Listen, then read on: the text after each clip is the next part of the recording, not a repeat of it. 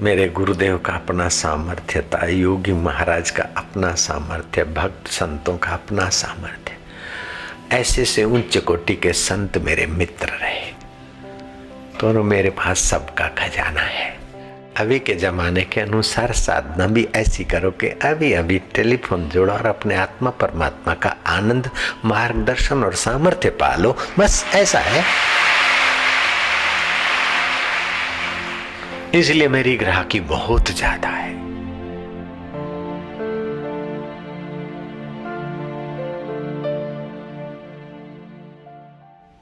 श्री कृष्ण नींद में से उठते तो थोड़े शांत होकर बैठते। ये दिखने वाला शरीर मैं नहीं, मैं सत हूं, चित्त हूं, आनंद स्वरूप। मैं अमर चैतन्य हूं। ओ ओ ओ माया के उतार चढ़ाव मुझ आत्मा पर कोई असर नहीं करते। मैं अमर शाश्वत आत्मा, व्यापक ब्रह्म, कर्षित आकर्षित आनंदित करने वाला मैं आत्मा हूं। ओम आनंद। ओम ओम। अपने आनंद स्वभाव का, कर्षित आकर्षित स्वभाव का चिंतन करते श्री कृष्ण, और उसी चिंतन में विश्रांति पाते, जिससे श्री कृष्ण का बल और आनंद बांटने का सामर्थ्य भर जाता। फिर श्री कृष्ण विचारते कि आज इतना इतना गौदान करना है, इतने इतने मंगल कार्य करने। सुबह ही उनका निर्णय कर लेते। उसके बाद श्री कृष्ण स्नान आदि से निवृत्त होकर अपने नित्य साधन सुबह की संध्या आदि में बैठते। श्री राम भी संध्या करते, प्राणायाम करते थे। छांदोग्योपनिषद में लिखा है कि प्राणायाम करके जिनका अंतःकरण पवित्र हुआ, वे ही परब्रह्म परमात्मा के ज्ञान को धारण कर सकते, पा सकते। इंद्रियों का स्वामी मन है और मन का स्वामी प्राण है। इंद्रियाणां मनोनाथ मननाथस्तु मारुतः। जहां प्राण का ठीक से विचरण नहीं होता, वे अंग धीरे धीरे बीमारी के घर बन जाते। ये कोलेस्ट्रॉल हो गया, क्योंकि प्राण शक्ति का प्रवेश ठीक से नहीं हो रहा, इसलिए रक्त नहीं। फलाना पैर सड़ गया, नस सड़ गई कि प्राण कमजोर है। अगर त्रिकाल संध्या करते तो ये इतने रोग हो ही नहीं सकते। संध्या में प्राणायाम है और प्राणायाम से प्राण शक्ति सबल होती। प्राण शक्ति सबल तो मन शक्ति सबल, आरोग्य शक्ति सबल, रोग प्रतिकारक शक्ति सबल, विचार शक्ति सबल, अनुमान शक्ति सबल। जितना प्राण सबल और सूक्ष्म, उतना आपकी वाणी और आपके संकल्प और सोच विचार का सामर्थ्य अधिक। श्री कृष्ण, श्री राम और योगी लोग इस प्रकार की सूक्ष्म रहस्यमय बातें जानते अपने गुरुओं से, और फिर उसका महत्व समझकर योग साधक अभ्यास करते। खाली दिन भर चिल्लाना कृष्ण गोविंद, ये तो भगतों का काम है। हरे कृष्ण हरे राम राम राम हरे हरे, ये तो दिन भर चिल्लाते रहते और उनके जीवन में कोई ज्यादा बरकत नहीं दिखती। हाँ, जप कीर्तन, धर्मो रक्षति कीर्तनात्। कीर्तन में भगवत नाम है तो भगवान का बल भक्त को सहायता देता है। लेकिन भक्त सहायता हजम करने की भी योग्यता और शास्त्र की रीति से अथवा अंतर्यामी परमात्मा या इष्ट की प्रीति से भक्त को जो प्रेरणा मिले, उस सत्कर्म में अडिग रहे। अडिग रहने के लिए भी मनोबल चाहिए, विचार बल चाहिए।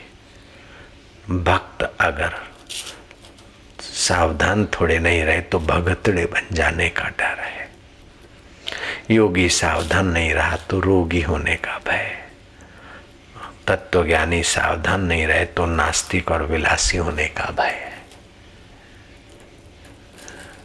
ज्ञान मार्ग से जाने वालों के लिए सब ब्रह्म है, छो भी खाओ, सब कुछ ऐसा करो ऐसा करो, कोई बात नहीं। तो इस प्रकार का भय है। ब्रह्म ज्ञान सुन लिया और ब्रह्म सुख तो पाया नहीं, विषय विकारों में डूब गए। एक खतरा है ज्ञान मार्गियों को। योग मार्गियों को योग से सिद्धियां आती और ऐसा करना चाहिए ऐसा करना चाहिए और मनमाना करने लग गए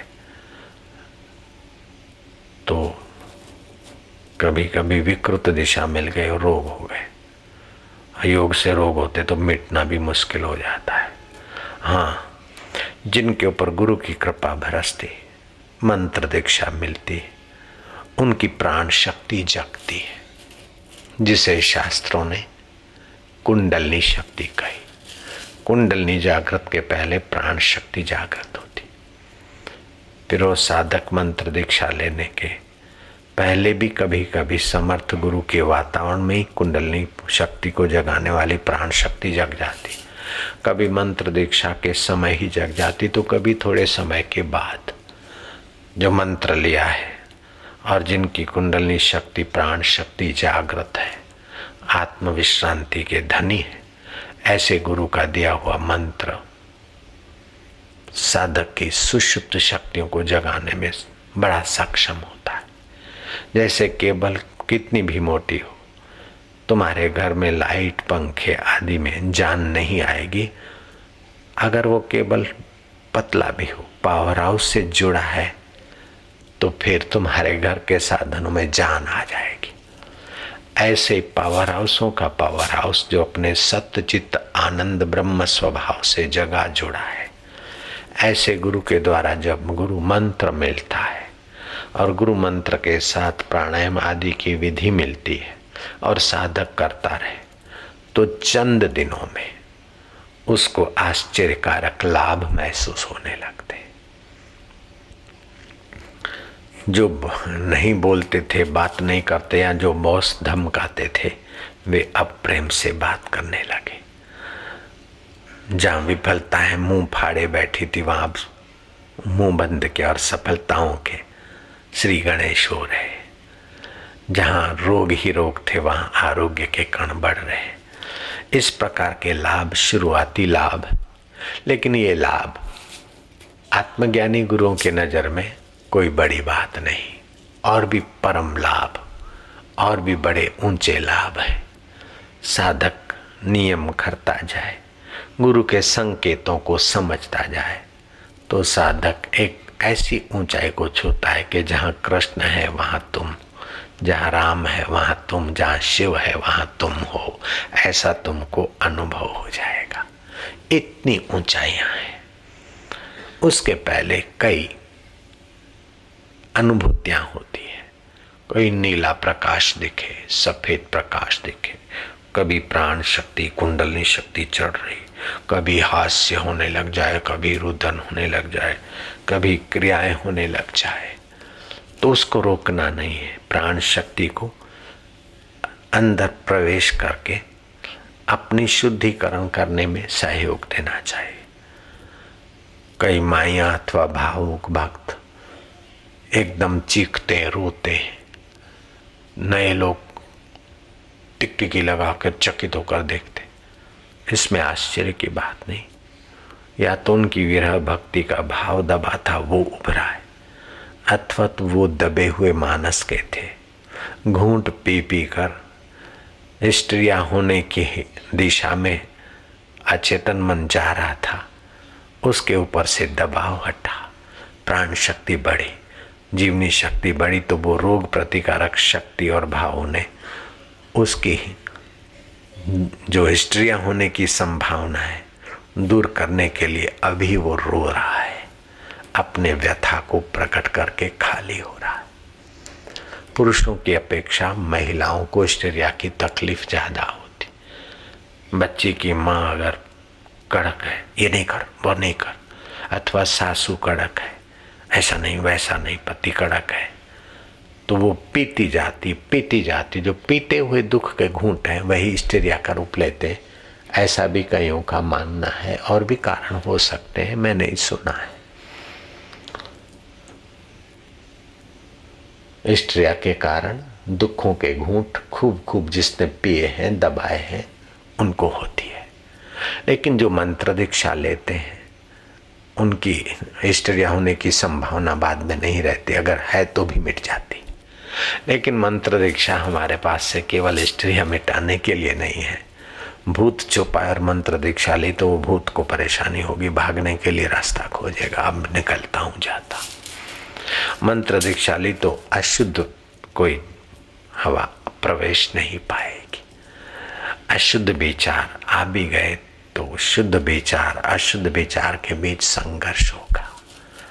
शुद्ध विचार दबे थे तो अशुद्ध विचार आपको घसीट के ले जाते, अशुद्ध कर्मों में ले जाते।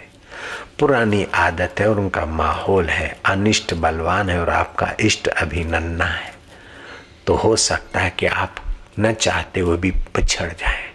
फिर भी हिम्मत करें, अपना नियम जप और प्रार्थना चालू रखें तो इष्ट आपका मजबूत हो जाएगा। तो अनिष्ट को आप दबोच के परम इष्ट की यात्रा में, नई यात्रा में सफल हो जाएंगे। तो बापूजी, नई और पुरानी यात्रा क्या? पुरानी यात्रा ये है कि आंखों के द्वारा सुखी होने में कई करोड़ों जन्म बर्बाद हो गए।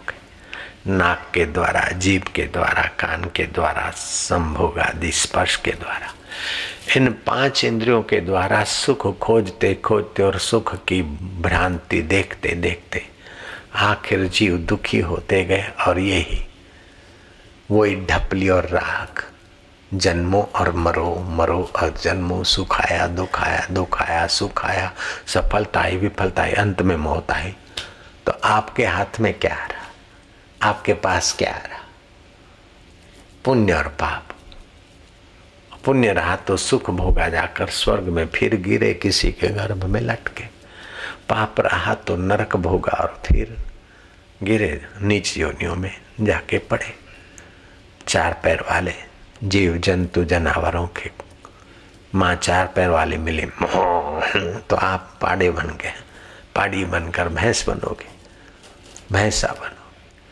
तो इस प्रकार के बुद्ध बताते कि मैं एक जन्म में भैंसा था। जब बुद्धत्व को पाने वाले पुरुष भी कभी भैंसे की यात्रा किए हुए हैं तो आप और हमने कितनी यात्रा नहीं की होगी, सोचो। बुद्ध कहते थे, हे भिक्षु को, ये जो सामने सागर लहरा रहा है, सरोवर, उसको भी तुम मात कर दोगे। अगर तुम सभी जन्मों के आंसुओं को इकट्ठा करो तो तुमने इस सागर से भी ज्यादा आंसू बहाए। और ये जो पहाड़ दिख रहा है, जब जन्मे और मरे हुए सभी जन्मों की हड्डियां इकट्ठी कर लो तो इस पहाड़ को भी तुम्हारी हड्डियां मात कर देगी। तुम्हारी हड्डियां इस पहाड़ से भी ज्यादा ढेर कर देगी। इतने तुमने जन्म लिए, अब सावधान हो जाओ, यात्रा करो। जन्मे और मरे तो प्रकृति में घसीटे जाते, अब अपने ऊपर उठने की यात्रा करो। भगवान राम के गुरु वशिष्ठ जी कहते, हे राम जी, शिला का नीचे गिरना आसान है, ऊपर चढ़ने में मेहनत है। पानी का नीचे बहना आसान है, ऊपर चढ़ाने में व्यवस्था चाहिए। कोई टिल्लू से चढ़ाए, कोई सबमर्सिबल से चढ़ाए, कोई बाल्टी भर के ले जाए, लेकिन ऊपर भी पानी आता है, आवश्यकता। ऐसे जीवनी शक्ति नीचे को तो जाती है, अपने खाया काम में, क्रोध में, लोभ में, मोह में, मद में, मात्सर्य में जाती, जीवन खत्म हो जाता है। लेकिन वही जीवन शक्ति, गुरु की कृपा होती है, कुंडलिनी शक्ति जागृत होती, तो प्राण शक्ति, मन शक्ति ऊपर के केंद्रों में आने लगती।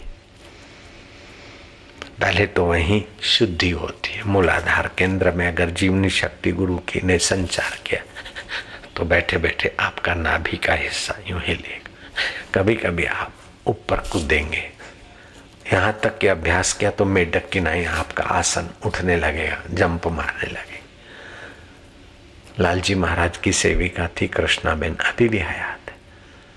तो उनके ऊपर भगवान की जो भी कृपा हुई बड़े नियम से जब तक, तो लालजी महाराज मेरे से पूछने लगे क्या आવું થાય છે? आंसू हंसे। मैं क्या, ये इनकी कुंडलनी शक्ति जागृत हुई। महाराज ने वो यात्रा नहीं की। ऐसे घाट वाले बाबा की एक शिष्या थी। घाट वाले बाबा ने मेरे को कहा कि इसके ऊपर जरा कर दो। तो यार तो प्रसाद है संतों का। तो बैठी और दृष्टि पड़ी और मंत्र लिया और उसी समय उसको होने लगा। तो घाट वाले बड़े प्रभावित हुए कि वाह जी, बिना स्पर्श किए बिना कुछ किए ही तुम तो बड़ा, क्या चमत्कार, वाह जी ये क्या है। तो मैं क्या महाराज, ये प्राण शक्ति जगाने की योग मार्ग की प्रक्रिया है। महाराज का तत्व मार्ग था, लालजी महाराज का भक्ति मार्ग है। अपने सब मिश्रित लेके चलते हैं। कोई योग का अधिकारी है तो योग मार्ग से चल भैया, भक्ति के अधिकारी तो कृष्ण गोविंद हरे मुरारी ये भी करते, हरिओम भी करते, माला भी जप करते। ज्ञान मार्ग का अधिकारी तो ज्ञान की भी चर्चा होती है। तो अपनी त्रिपंखी यात्रा है। तो जो बुद्धिमान है और वैराग्यवान है उसको ज्ञान मार्ग में गति होगी। जो कर्मठ है उसको कर्म योग, जो भावना वाला है उसको भक्ति योग, योग है वो भी। तो कर्म, उपासना और ज्ञान अर्थात कर्म योग, भक्ति योग, ज्ञान योग, तीनों योग अपने आप में स्वतंत्र है आखिरी तक पहुंचाने में।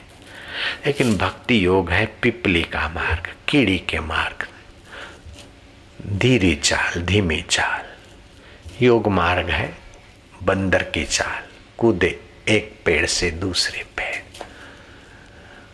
और ज्ञान मार्ग है पक्षी की चाल, विहंग मार्ग। तो बंदर को 10 पेड़ कूदने में जितना समय लगेगा, पक्षी को 50 पेड़ कूदने में उतनी मेहनत नहीं पड़ेगी।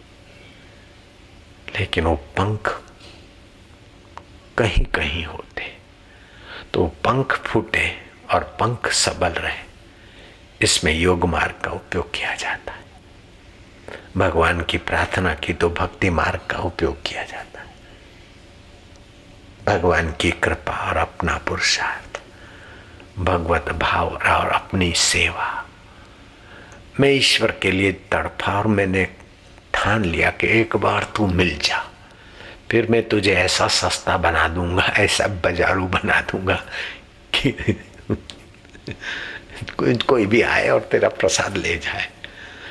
और उसने ऐसी कृपा कर दी है कि ऐसे ऐसे उपाय और ऐसी ऐसी युक्तियां आती है कि घाट वाले बाबा जैसे संत भी, अरे बाबा ये क्यों।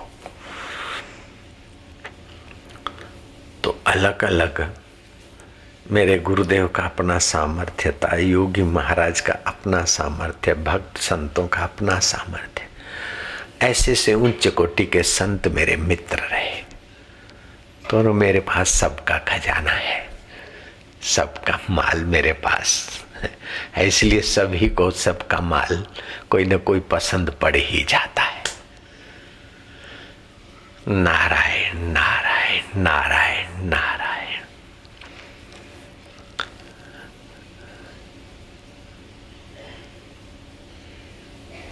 तो एक देशी साधना, भाई चलो तप करो, अपनी वासनाएं मिटाओ, ठीक है, नंगे पैर यात्रा करो। आचार्य विनोबा भावे उस रास्ते चल पड़े थे। बाद में बहुत पछताए कि मैंने तप की महिमा जानकर यात्रा की, नंगे पैर यात्रा की। लेकिन जब आंखों पर तेजा गर्मी चढ़ गई तब मुझे सूझबूझ आई कि वो पहले नंगे पैर चलते तो हरियाली होती थी, डामर की सड़कें ही नहीं होती थी और धुआं का जहर निकालने वाली बसें, ट्रकें, ट्रैक्टर और रिक्शाएं नहीं होती थी। उस जमाने की पैदल यात्रा आज से 2500 वर्ष, 2000 वर्ष, 500,000 वर्ष का वातावरण और अभी के वातावरण में फर्क है। तो देश, काल और पात्रता के अनुसार करना पड़ेगा।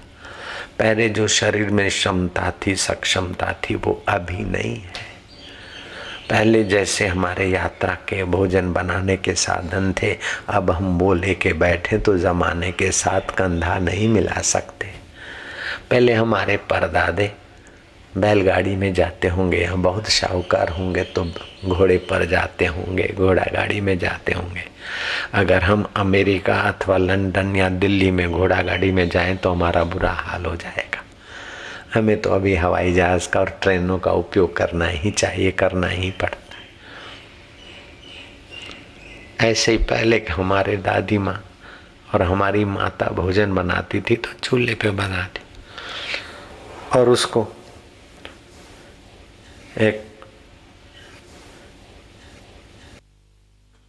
एक घर की रसोई बनाने में 2-3 घंटे लग जाते। फूं फूं करती, रांधन छठ में भी न जाने कितनी बार आंसू बहाती हमारी माँ फूं फूं करके। अभी तुम लोग भी रांधन छठ के दिन बबुल की लकड़ियां ले आओ और गोबर के कंडे ले आओ तो कैसे गुजारा होगा। अभी तो आपको लाइटर मारा, गैस हुआ, बनाया, करना पड़ेगा। पहले संदेशा भेजना था, कबूतर पालो, उसके गले में चिट्ठी डालो और बाद में वो खबर लाए। अभी तो हाय बाय हेलो करके बात पूरी हो गई। ऐसे ही अभी के जमाने के अनुसार साधना भी ऐसी करो कि अभी अभी टेलीफोन जोड़ो और अपने आत्मा परमात्मा का आनंद, मार्गदर्शन और सामर्थ्य पालो। बस ऐसा है। इसलिए मेरी ग्राहकी बहुत ज्यादा है। और साधनों में जैसे फास्ट मार्ग है, तेज मार्ग है, जल्दी का है, ऐसे हम भी जल्दी वाले मार्ग को खोज लिए और पसंद किए, चले और चलाने में हमारी रुचि है। ऐसे अच्छे उच्च कोटि के संतों के चरणों में हम गए थे। अब एक एक संत को खोजते खोजते तो हमारी 10 जन्म पूरे हो जाएंगे। 60 लाख तो उस समय संत लोग थे, अभी कितने होंगे मेरी गिनती नहीं। तो 5000 एक साथ में संत मिले। ऐसे हम अयोध्या जी में गए और 5000 को एक एक दिन मिले तो 5000 दिन कहाँ से लाऊंगा। एक दिन में 10 को 25 को मिले तभी भी बहुत सारे महीने चाहिए। तो मैंने जांच करके 4 ऊंचे संतों का यश परिचय सुना। उन 4 में भी जो विशेष है, घास फूस की कुटिया में रहते, 100 साल के करीब है और अच्छे मिलनसार और भक्ति में रंगे हैं। उनके पास मैंने हथा जोड़ी की और उनसे ईश्वर प्राप्ति के सिवाय कुछ नहीं चाहिए, महाराज कृपा हो जाए मार्ग। तो उन्होंने बताया कि 12 साल मूलाधार केंद्र पर जप करो, 12 साल स्वाधिष्ठान पर, 12 साल हृदय केंद्र पर, 12 साल यहाँ। मैंने गिनती लगाई 48 साल हो जाए, उसके बाद भी आ मिलेगा, मैं मर जाऊंगा। नहीं, महाराज को मैंने मन ही मन प्रणाम कर दिया विदाई का। फिर वहां मैं रुका नहीं, आखिर ऐसी जगह पर पहुंचा कि भाई आ जा और ले जा।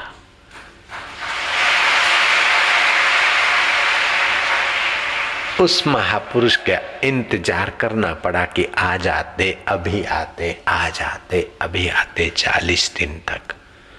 उसके बाद मिले तो 30 दिन उनके चरणों में रहे, फिर घर भेज दिया। लेकिन अब एक बार महापुरुष का दर्शन सानिध्य मिला तो घर में कहाँ चिपकेगा। कई सदियों में चिपक चिपक के मरे, अब कहाँ चिपके। घर में मन न लगा। नर्मदा किनारे अनुष्ठान किया कि भाई तू कैसे मिलो। वहीं लालजी महाराज ने देखा कि ये किसी से मिलता जुलता नहीं, अकेला बैठा है, चने धोकर खा लेता है। वो बड़े प्रभावित हुए और फिर लालजी महाराज का वहीं से परिचय हुआ। फिर गुरु जी के पास पहुंचने का अवसर मिला और इंतजारी बेकरारी दर बदर तड़प बहुत थी। अच्छा भगवान सब भला, गुरु जी के संकेत और कृपा मिल गई। आसुद सुद 2 दिवस हो गया। फिर हम एक बार यात्रा की बस में अयोध्या गए और थोड़ी प्रसिद्धि हो चुकी थी, तो उसी महाराज के पास गए तो महाराज पहचान नहीं पाए कि ये बंदा पहले आया था, मत्था टेका था, नाक रगड़ा था। अब तो हम वो आंसूमल नहीं थे, आशाराम होके गए थे, लीलाशाह जी के बेटे होके गए थे। तो महाराज ने मेरा बड़ी बड़ी क्या बताऊं सराहना की कि महाराज आप हमको थोड़ी मदद करो, आपके हाथ लंबे हैं, यहाँ हमको जरा अन्न क्षेत्र खुलवा दो। तो हमने देखा कि ये महाराज भूल गए कि कुछ समय पहले मैं इन्हीं से भगवत प्राप्ति की कृपा लेने आया था। अब यही कृपा चाहते हैं कि थोड़े ढींगले प्राप्त हो जाए ताकि वो चले। हाय राम, जो भगवत प्राप्त हो जाए तो ढींगले के लिए किसी को कहना पड़े। हाय राम, आप सूर्य के तरफ चल रहे हैं तो छाया के को कहना पड़ता है कि मेरे साथ आ। वो तो पाले हुए कुत्ते से भी ज्यादा लगी रहेगी आपके साथ। फिर आपकी रहमत हो जाए तो उसका उपयोग करो, उसकी थोड़ी सी हाजिरी स्वीकार कर लो, नहीं तो कोई बात नहीं, लुटा दो, दे दो, कोई बात नहीं। तो बैलगाड़ी में 50 साल घूमे, 100 साल की 48 साल की यात्रा करे, लेकिन जहाज में 48 घंटे भी बहुत हो जाते हैं विदेश पहुंचने के लिए। विदेश जाकर आ भी सकते हो, 48 घंटे जहाज की मुसाफरी। ऐसे ही तत्व ज्ञान है विहंग मार्ग। वो महाराज बुरे नहीं, अच्छे, हम उनको अभी भी महाराज श्री कहेंगे, सज्जन है, लेकिन वो मार्ग है पिपली का मार्ग। कईयों का योग मार्ग होता है।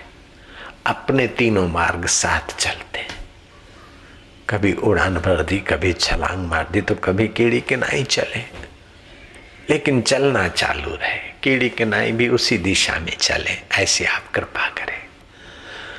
जंप मारकर बंदर की नाई भी उसी दिशा में कूद के मारे, और पक्षी की नाई भी उसी परमेश्वर की दिशा में आप चले। मेरा इतना विनंती है आप लोगों को, समाज को, सभी को, आप जो भी करें ईश्वर प्राप्ति का उद्देश्य बनाकर करें।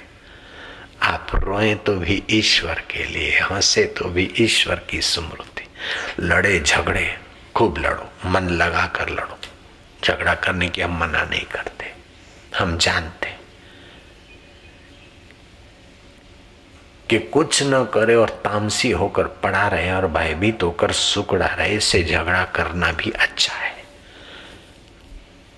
झगड़े करने के बाद पता चलेगा कि इसमें कोई सार नहीं है, हम समझौता और शांति अच्छी चीज है, लेकिन कायरता की शांति नहीं, शूरों की शांति चाहिए, लाचारी की शांति नहीं, बहादुरों की शांति चाहिए, अकर्मण्यता की शांति नहीं, कर्म योगियों की शांति चाहिए।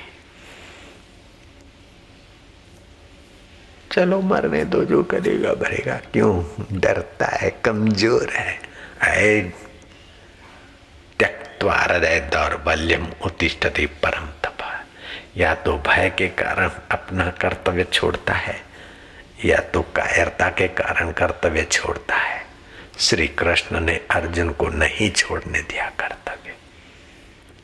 भागने की अपेक्षा लड़ो। जयराम जी की, हाँ, अपना बल बूता देखकर समझो कोई समाज में शोषण कर रहा है और आप उससे टक्कर लेंगे तो वो आपको दबोच देगा, आपकी बदली कर देगा, आपको जेल में डलवा देगा। तो फिर आप खुला मत लड़ो, धीरे धीरे वातावरण बनाओ। जयराम जी की समूह इकट्ठा करके उसकी हवा निकालो। शोषकों के प्रति विद्रोह नहीं होगा तब तक समाज शोषित रहेगा। हरामियों के प्रति सज्जन एकजुट नहीं होंगे तो हरामी हरामखोरी से बाज नहीं आएंगे। इसलिए अच्छे लोगों को एकजुट होकर बुराई से लोहा लेना चाहिए। बुराई सहते सहते दीनहीन होकर दब मरने की अपेक्षा युद्ध करते करते अमर हो जाना अच्छा है।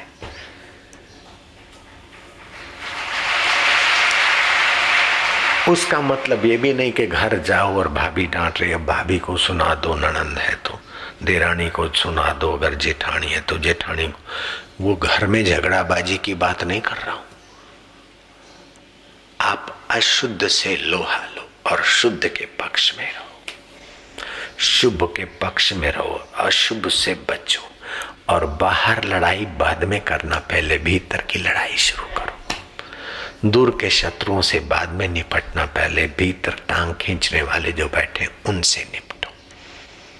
अच्छे विचार और बुरे विचार, पांडव और कौरव संस्कार आपके अंदर है कई जन्मों के। तो अच्छों को आप पोषण दो, और आप अच्छों से के पक्ष में नहीं रहते, अच्छे कर्म अच्छे विचार में, और बुरे कर्म बुरे विचार आपको दबोच देते हैं, तो फिर आप मंत्र का सहयोग लो, प्रार्थना का सहयोग लो। हरि ओम ओम ओम ओम ओम ओम ओम ओम ओम ओम ओम ओम ओम।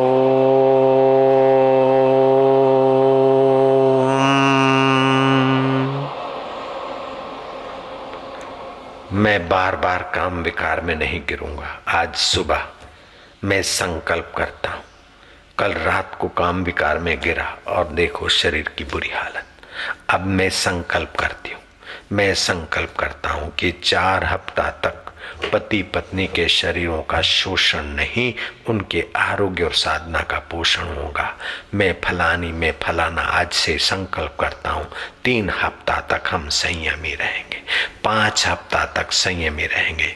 यौवन सुरक्षा पुस्तक पढ़ो, जीवन रसायन पुस्तक पढ़ो, और इस प्रकार का 10 मिनट तक गुंजन करो, भगवान हमारे सहायक हो। बस आपका अर्जुन सक्षम हो जाएगा और कौरवों को रवाना होना।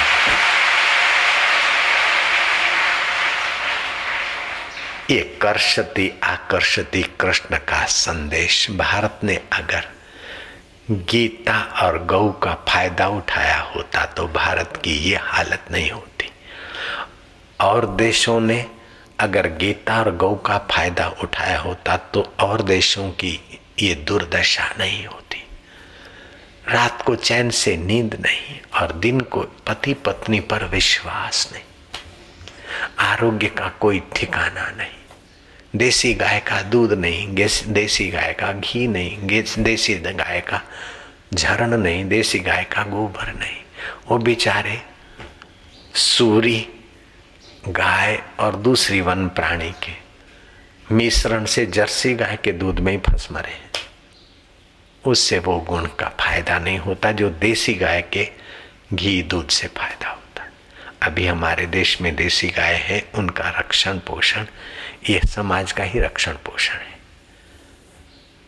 और उस देसी गाय के झरण से न जाने कितने हजार या कितने लाख लोगों का किडनी प्रॉब्लम और स्टमक प्रॉब्लम और बाईपास सर्जरी प्रॉब्लम और फेट प्रॉब्लम, कितने प्रॉब्लम मिटे आप हम गिन नहीं सकते। ये सारा यश गौ माता को और गौ सेवकों को और भारतीय संस्कृति और इसके रचयिता ऋषि मुनियों को जाता है। ओम शांति। केवल काम विकार को रोकने का ये प्रयोग बताया है। लोभ हो, मोह हो, अहंकार हो, जो भी दोष हो, उस दोष को मन के सामने लाओ और अपना ओम ओम ओम गुरु की गदा मारो और आज उस विकार में नहीं गिरेंगे। जरा जरा बात में चिढ़ जाते, आज हम नहीं चिढ़ेंगे। जरा जरा बात में डर जाते, आज हम नहीं डरेंगे, क्योंकि हम भगवान के हो गए। अब हमारी प्राण शक्ति, मन शक्ति, मति शक्ति बढ़ेगी। हम इन असुरों से, इन दुर्योधन की सेना से नहीं डरेंगे। हम अर्जुन की सेना में है। हमारे कृष्ण रक्षक है, हमारे सहायक प्रेरक परमात्मा है। हरि ओम ओम ओम। दुर्योधन की 11 अक्षुणी है, पांडवों की 7 है, तो क्या हो गया? लेकिन भगवान उनके पक्ष में है, हम भगवान हमारे पक्ष में है। विरोधी और अशुभ भले ज्यादा है, लेकिन भगवान हमारे पक्ष में, हम लोहा लेंगे।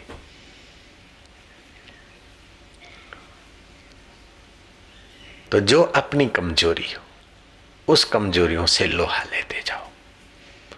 और कमजोरी का ज्यादा चिंतन न करो, भगवान का चिंतन करो, आत्मा का चिंतन करो। और कमजोरी हम में है ऐसा नहीं, कमजोरी मन में है, शरीर में है, बुद्धि में है।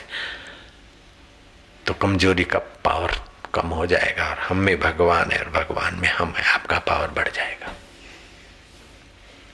हमारा गुरुजी से सीधा संबंध है, मंत्र दीक्षा लिए। भगवान से सीधा संबंध है, क्योंकि उनका नाम है। विकारों से हमारा संबंध नहीं है, विकारों से तो मन का, शरीर का, वातावरण का है। हरि ओम ओम ओम ओम ओम। बहुत फायदा होगा। ये विहंग मार्ग है, सोच विचार का विहंग मार्ग है, उड़ान वाला है।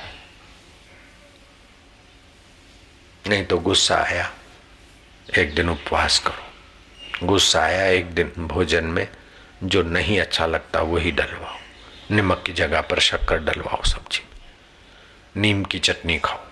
दूसरा मार्ग ये है, ये गांधीवादी मार्ग है, मन की कनपट्टी करना। ये भी अच्छा है।